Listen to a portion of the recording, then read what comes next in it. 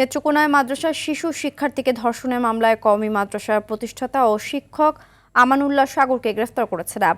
গতকাল ময়মনসিংহের গৌরীপুর থেকে তাকে গ্রেফতার করা হয়। এ বিষয়ে সংবাদ সম্মেলনে র্যাব বিস্তারিত জানানোর কথা রয়েছে। জেলার মদন উপজেলায় ওই শিক্ষকের নির্যাতনে শিশুটি এখন 7 মাসের অন্তঃসত্ত্বা। এ ঘটনায় এলাকায় ব্যাপক ক্ষোভের সৃষ্টি হয়েছে। সম্প্রতি শিশুটির শারীরিক পরিবর্তন দেখে জিজ্ঞাসাবাদ করেন মা। এক পর্যায়ে শিশুটি শিক্ষকের দ্বারা নির্যাতনের বিষয়টি প্রকাশ করে। পরে তার মা বাদী হয়ে মদন থানায় একটি মামলা করেন।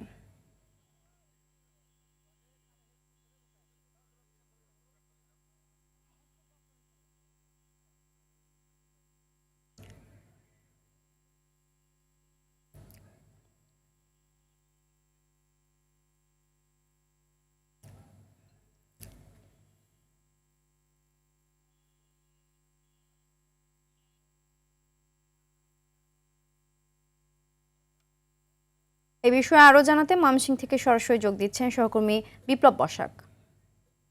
বিপ্লব, শিশুকে পাশবিক নির্যাতনে জড়িত মাদ্রাসার শিক্ষককে গ্রেফতারের বিষয়ে আমাদের বিস্তারিত জানাবেন। সিনথিয়া, কিছুক্ষণ পরে কিন্তু র্যাব কার্যালয়ে একটি এই বিষয়ে সংবাদ সম্মেলনের কথা রয়েছে। আমরা সেখানেই যাচ্ছি। আমরা এখন র্যাবের গাড়িতে অবস্থান করছি।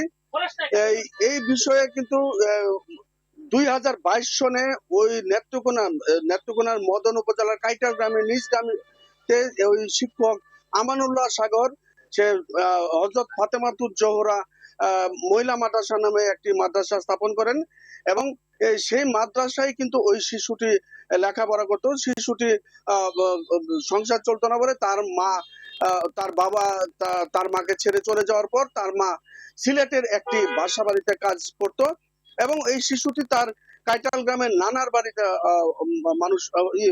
নানার বাড়িতেই থাকতো এবং সেই সূত্রে কিন্তু এই মাদ্রাসায় শিশুটি লেখাপড়া করতো এবং সেই সুযোগে কিন্তু ওই মাদ্রাসার পরিচালক আমানুল্লাহ সাগর তাকে ধর্ষণ করে এবং ধর্ষণ করার পর আরো কয়েকবার কিন্তু তাকে ধর্ষণ করে এবং শিশুটির শারীরিক পরিবর্তন হলে কিন্তু শিশুর আত্মীয় স্বজন এই জিনিস ঘটনাটি জানলে পরে শিশুর মা ওই গ্রামে এক ক্লিনিকে ডাক্তার সাইমা নামের প্রসূতি বিভাগের এক ডাক্তারের কাছে নিয়ে যান এবং সেই ডাক্তার কিন্তু প্রথমে তাকে পরীক্ষা নিরীক্ষা করে এই ঘটনাটি জানতে পারে এবং এই ঘটনার পরে কিন্তু শিশুর মা শিশুটির ধর্ষণের বিষয়ে একটি মদন থানায় মামলা করলে সে আত্মগোপনে চলে যায় এই আমানুল্লাহ সাগর।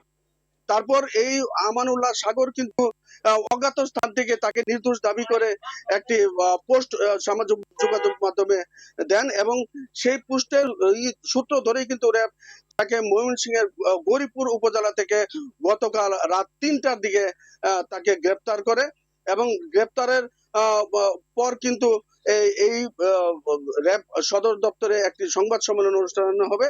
এই সংবাদ সম্মেলনে কিন্তু র্যাব বিস্তারিত জানাবে বলে জানান র্যাবের পরিচালক। সিনথিয়া, এই ছিল ময়মনসিংহ থেকে সর্বশেষ এই শিশু নির্যাতনের ব্যাপারে।